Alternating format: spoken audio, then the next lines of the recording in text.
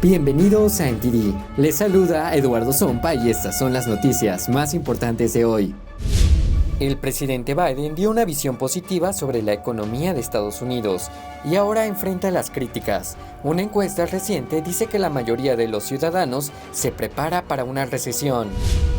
Acusan al gobernador DeSantis de politizar el proceso de votación de las elecciones de noviembre. Eso después que suavizara los procedimientos de votación en los condados afectados por el huracán Ian.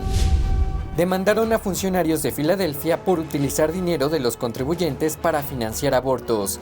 Le traemos el testimonio de los demandantes. Conspiraron altos funcionarios del gobierno con las grandes empresas tecnológicas para censurar información. Eso es lo que quieren saber dos fiscales generales estatales.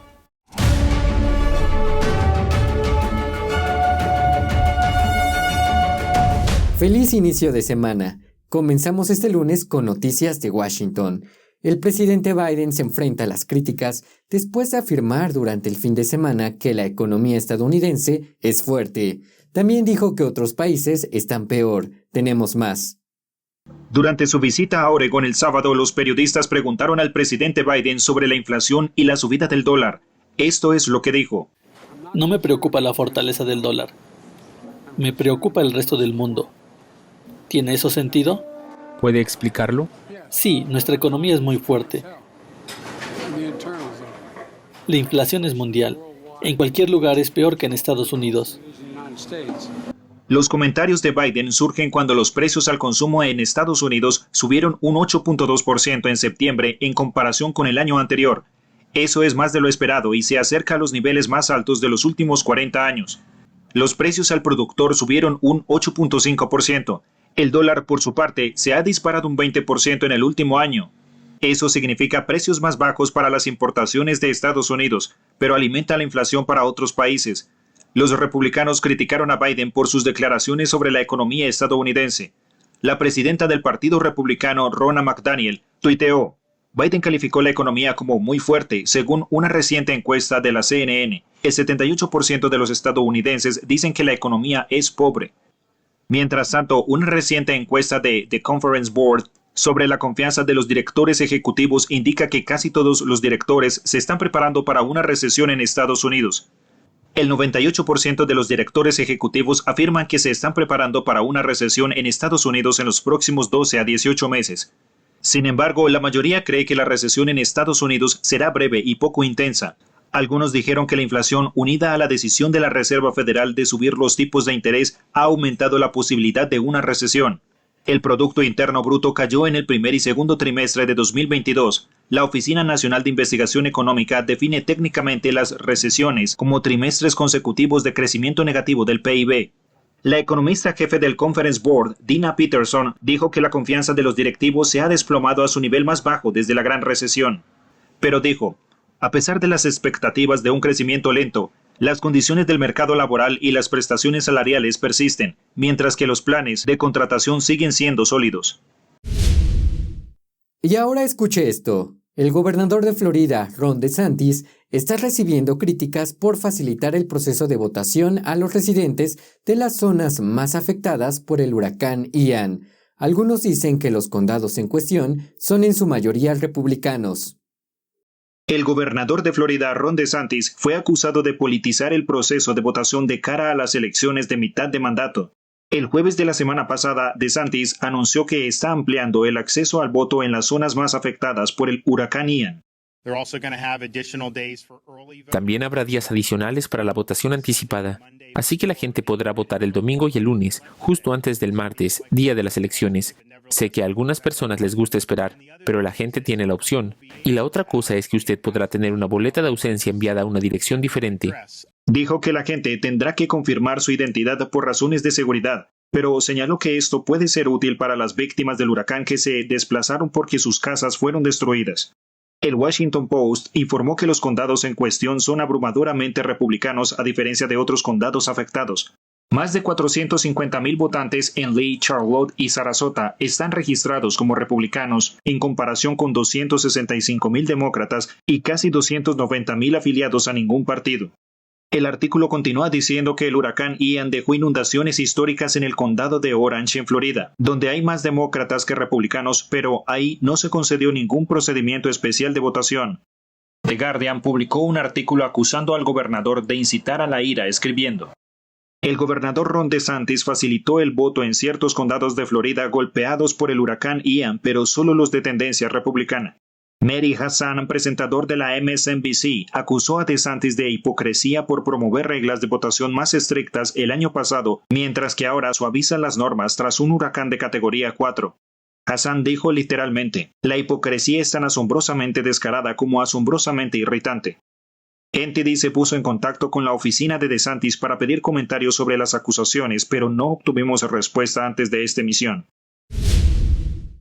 Y en más noticias de Florida, el presidente Joe Biden hará campaña por Charlie Crist en las elecciones a gobernador en el Estado del Sol.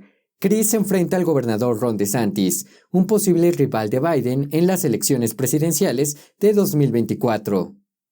Biden y DeSantis interactuaron públicamente de forma amable en las últimas semanas tras el paso del huracán Ian, pero las diferencias entre ellos son notables. DeSantis enfrentó a Biden en múltiples cuestiones políticas como las vacunas de COVID-19, la inmigración y el acceso al aborto. Con el apoyo a Crist, Biden se subiría al escenario para enfrentar a DeSantis, un probable aspirante a la presidencia. Los ataques contra los republicanos aumentaron desde el polémico discurso del presidente Biden en Filadelfia hace un mes. La Casa Blanca dice que condena estos ataques. Esta es la historia. Se reportan actos de violencia política de importancia contra republicanos y conservadores desde el acalorado discurso del presidente Biden en Filadelfia el mes pasado. Donald Trump y los republicanos MAGA representan el extremismo que amenaza los cimientos de nuestra república.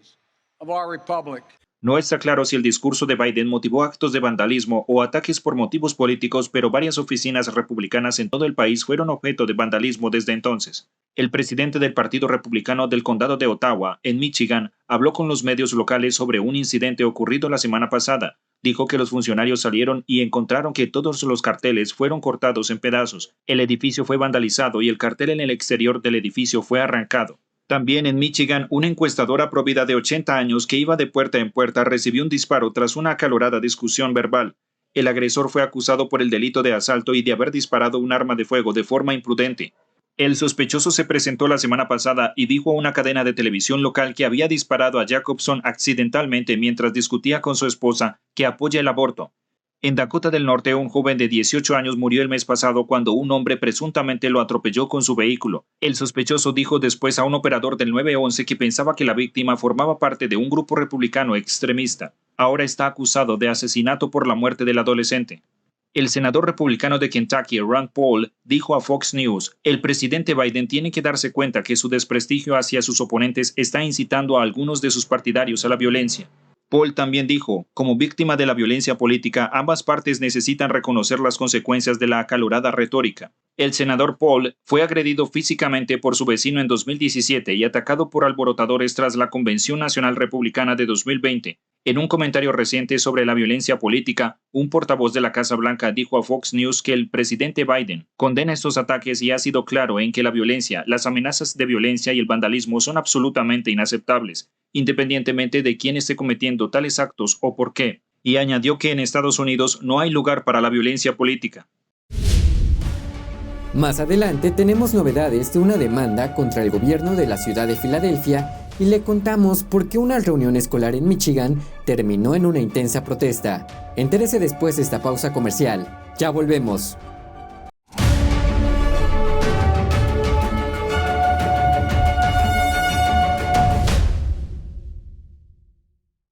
Saludos desde En Primera Plana, de NTD, el lugar donde buscamos respuesta a tus preguntas, donde tocamos los temas que importan, que impactan nuestras vidas, y no solo vamos a tocar la superficie. Nuestra misión es que tú entiendas profundamente lo que está ocurriendo en nuestras comunidades.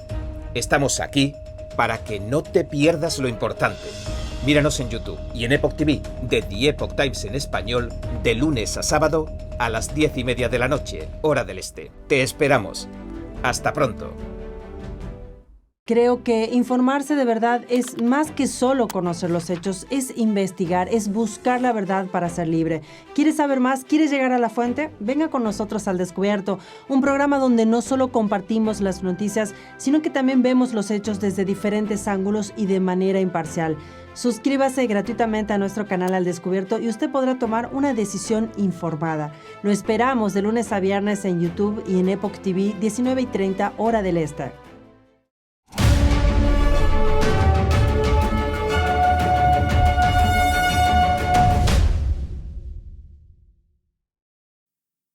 El gobierno de la ciudad de Filadelfia enfrenta una demanda por utilizar el dinero de los contribuyentes para financiar abortos. El viernes tuvo lugar una audiencia pública sobre el caso. Veamos los detalles. En agosto, 2 residentes de Filadelfia demandaron a los funcionarios de la ciudad por dar $500,000 del dinero de los contribuyentes al Fondo de Liberación del Aborto de Pensilvania, una organización que ayuda a las mujeres a abortar. El pasado viernes tuvo lugar una audiencia pública sobre el caso en la Corte de Causas Comunes de Filadelfia. Los demandantes explicaron a NTD por qué presentaron la demanda. Porque creemos que es importante que la ciudad rinda cuentas por su flagrante ignorancia o malversación de fondos, ya que ahora destinan el dinero de nuestros impuestos y el de otros ciudadanos de Filadelfia, y en realidad de todo el país, para pagar abortos. Y eso está estrictamente prohibido por las leyes federales de la mancomunidad y de la ciudad. La demanda argumentó que la ciudad violó tanto la enmienda federal Hyde como la versión estatal de la ley de Pensilvania. La enmienda Hyde prohíbe el uso de fondos federales para pagar abortos, excepto en circunstancias puntuales. Los dos demandantes dijeron estar preocupados por las recientes actividades del FBI contra los activistas pro vida, pero que en este caso ponen su fe en Dios. Tenemos que ser fieles a nuestras creencias. Y hay mujeres y bebés ahí afuera que están siendo dañados y que necesitan que nos pongamos de pie por ellos. Esos bebés necesitan nuestra atención. Y tenemos una obligación, no importa lo que nos pase. No importa. Al final del día, respondemos ante Dios. Los demandantes y sus abogados dicen que están en este proceso a largo plazo, y en caso de que el juez falle en su contra, están dispuestos a apelar la decisión.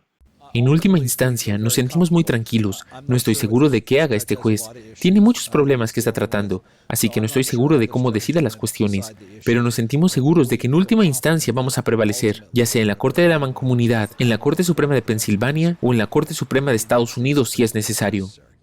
Los abogados de los demandados rechazaron ser entrevistados por NTD. El abogado demandante dijo que el juez emitirá una decisión sobre la demanda a finales de esta semana. Ahora, pasando a Michigan, una reunión del consejo escolar tuvo que terminar antes de tiempo, después de que los padres iniciaran una intensa protesta. Dijeron que se oponen al contenido sexual explícito en los libros que el distrito pone a disposición de los niños. Esta es la historia. El Distrito Escolar de Escuelas Públicas de Dearborn, el tercero más grande de Michigan, celebró el lunes una reunión del Consejo de Administración. En Internet apareció este video en el que un grupo de padres religiosos que asistieron a la reunión, en su mayoría musulmanes y algunos cristianos, protestan por el contenido sexual explícito de los libros LGBTQ que el distrito pone a disposición de los estudiantes. Después de una hora, dijeron a los participantes que tenían solo un tiempo limitado para hablar ante la Junta y luego que la gente tenía que desalojar la sala porque las condiciones de hacinamiento violaban el código de incendios. We're going to ask everyone to step outside. You can stay on the property. Everyone has an iPhone. You go on YouTube. Guys, what? Hey, one second. Después de esto, la gente comenzó un coro para expulsar a los miembros de la Junta. NTD habló con Stacy Langton, que tiene experiencia en tratar con los consejos escolares y en intentar que se retiren los libros con contenido sexual explícito. Ella elogió la cantidad de gente que se presentó a la reunión. You know, it should be that way every time. At every meeting, there should be at least 100 people who are very angry because the issue isn't going away. El Detroit Free Press informó que el distrito escolar retiró hasta ahora 6 libros para que se revisen, la mayoría de los cuales eran de temática LGBTQ. Langton dijo que eso es solo un primer paso. Well, the review process is just that. It's a review. It's not a guarantee that they're going to take the books out. And I found that out the hard way last November because the first 2 books that I challenged and asked to be reviewed, they returned them to the shelves. La reunión de la junta directiva finalizó antes de tiempo y al parecer se programó que continuara el jueves por la noche en una escuela más grande para que pueda asistir más gente. Cada vez son más los locales públicos que acogen espectáculos de drags para niños. Pero, ¿son estos shows realmente apropiados para los niños? Alguien que solía ser drag queen habló con NTD al respecto. De joven, sentía que debía ser una mujer. Durante 20 años, Kevin Witt se vestía de mujer, se maquillaba y actuaba como drag queen. Pero tras coger una Biblia hace 8 años, Witt cambió de opinión. Ahora está advirtiendo a los padres que los espectáculos de drags se dirigen a los niños para acoso sexual.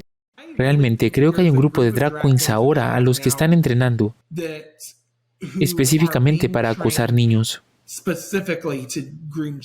Witt describe su vida como drag queen, una vida que según él no era apropiada para los niños.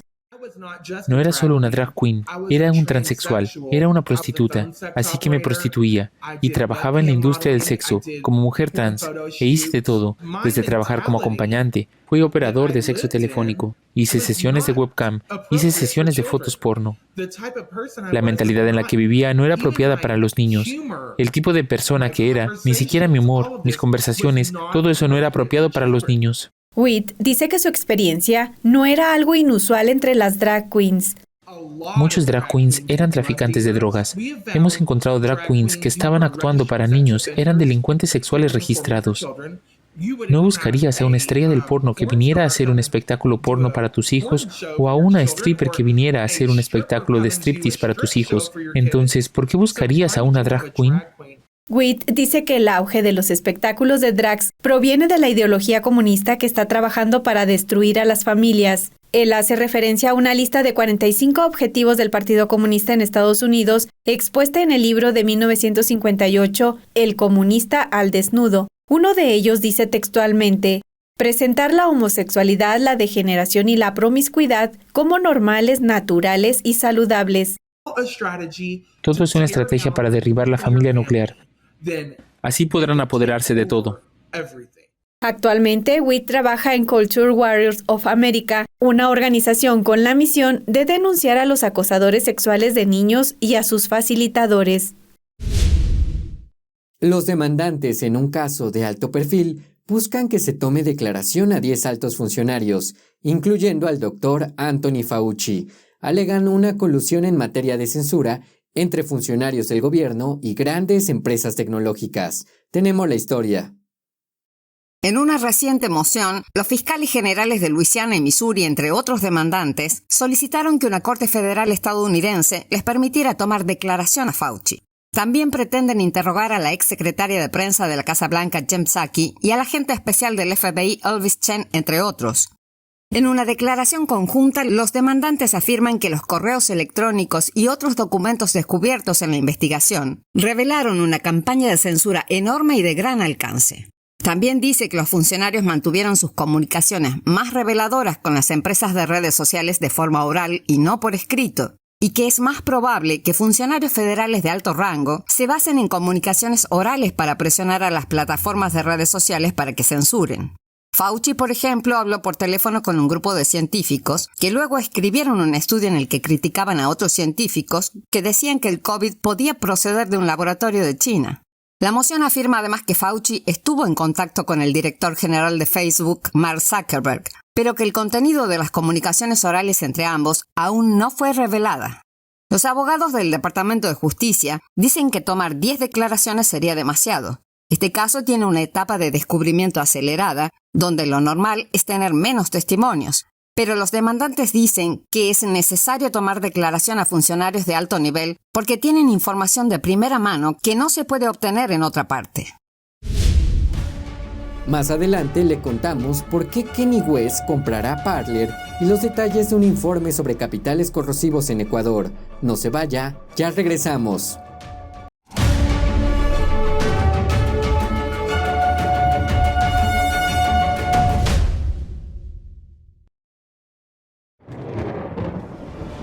Los expertos dicen que lo que pasa en China termina pasando en el resto del mundo. Pero ¿qué pasa en China realmente? Pocos se animan a contarlo. Censura y ocultamiento, persecución de creencias, vigilancia extrema y crédito social. Mírelo antes en China en Foco y entérese de primera mano de noticias que le gustaría saber antes que nadie. Mírenos en YouTube y en Epoch TV del Epoch Times en español, de lunes a viernes a las 7 de la tarde, hora del este.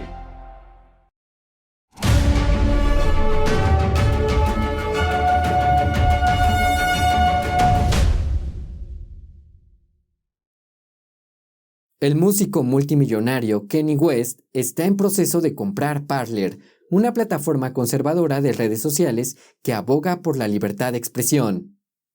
Recientemente, Instagram y Twitter bloqueó las cuentas de Kanye West por publicaciones supuestamente antisemitas. En un comunicado, el rapero superestrella argumentó que en un mundo donde las opiniones conservadoras se consideran controvertidas, tenemos que asegurarnos de tener el derecho a expresarnos libremente. Se espera que cierre un acuerdo con Parler antes de fin de año. La empresa no reveló cuánto pagará West. En una era tecnológica donde muchos niños usan cada vez más las redes sociales, es fundamental para los padres conocer los riesgos asociados a ello. Dos expertos explican la importancia del uso adecuado y responsable de la tecnología.